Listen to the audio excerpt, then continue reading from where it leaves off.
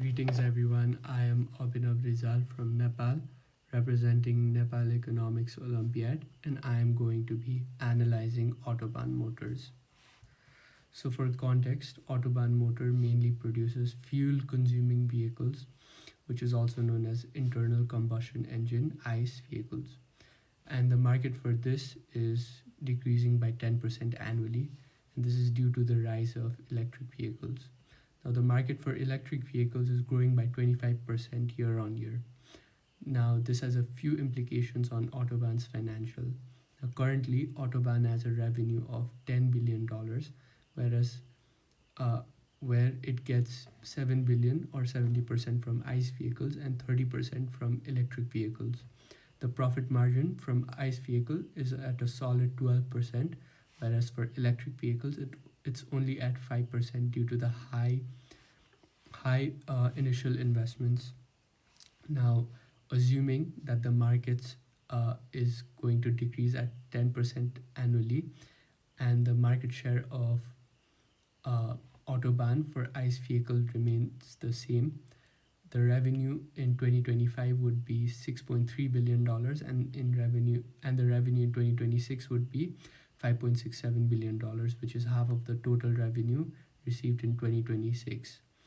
Now, after an investment of $2 billion, which would be done after 2024, and scaling up the production of electric vehicles, the profit margin would jump from 5% to 20%, as now an electric vehicle would be sold at $40,000 on average, while it would cost $32,000 to be made. Now, this would result in a total profit margin of 16% from the initial 9.9%. Now, the investment would be done to scale up the production of electric vehicles, which are more lucrative. Now, the $2 billion is equally invested throughout the 5 years on training, infrastructure, and also technology. The cash inflow is the revenue from the cars sold and produced, which is $40,000 per unit times 60,000 units, which comes to about $2,400,000,000. Now, the cash outflow for the first 5 years is the investment plus the cost to produce the cars, which is 400 million in the investment and $1,920,000,000 for the production. Now, for the first 4 years, the investment is at a loss, at a net negative, whereas in the fifth year it breaks even, and from the sixth year onward it starts giving a positive cash flow or a profit. The payback period is 5 years. Now, what Autobahn lacks here is that the annual revenue after the investment is $2.4 billion. However, the projected revenue was $5.67 billion.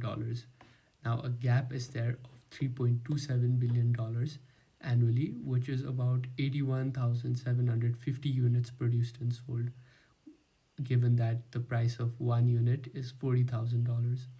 Now, this may require an additional running cost of $2.616 billion. So, in order to reach the revenue target of $5.67 billion annually, they would have to scale their production on a much higher level. Now, this can be done by leveraging their goodwill in order to secure loans, or issuing right shares and mobilizing resources in order to strengthen their financial base.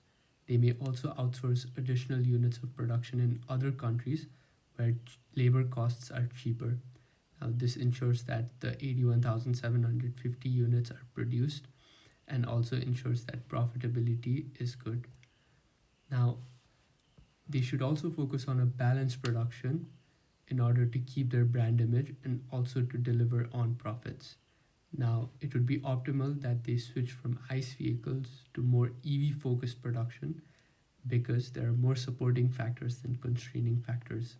Some supporting factors would be that the growing EV market means that sales are certain, and the brand image can be leveraged to enter more niche markets where they can present themselves as a more luxurious product. Now, evolving technology leads to a lower unit cost as well, which means that higher profit margins are maintained. Now, some constraining factors may be that this may lead to mass layoffs, which may negatively affect the company's reputation, and also taking on more liabilities to finance their production would may lead to a more lower profitability in the short run, given that the interest payments would be higher. Also, initial setup costs are high and payback period is long, which may ward off some investors. Now, to ensure profitability, firstly, they can leverage their goodwill to bargain cheaper interest rates, and they may also buy in bulk to get trade discounts, and they may also increase investments in technology, which would optimize production and cut waste. Also, increasing investment in retraining and putting money into the labor force may boost production, which may ultimately lead to better productivity and higher profitability. And also, advertising cost per unit is reduced when production is scaled to a higher level, and so are the logistical costs, which boasts a lower per unit cost overall and a greater profit margin. Finally, some risks would be that employees may resist change even though they are given retraining, and some of them may not be able to cope with the change, hence leading to greater higher costs. Also, a dynamic market requires Autobahn to quickly react to changes, otherwise, their product may be obsolete. Now, they may not be able to finance the additional funds if investors don't find this diversion profitable, and they are also unable to ensure ethical behavior when outsourcing labor for additional production. Now, in order to mitigate such risks, use of financial methods to keep employees motivated in order to keep productivity and order to and optimize retraining costs. Now, also, they may be able to leverage brand image to secure the economies of scale in order to be competitive, profitable, and also sustainable. And to combat the ethical behavior issue, they may hire on site managers to ensure that no ethics are being breached. Thank you.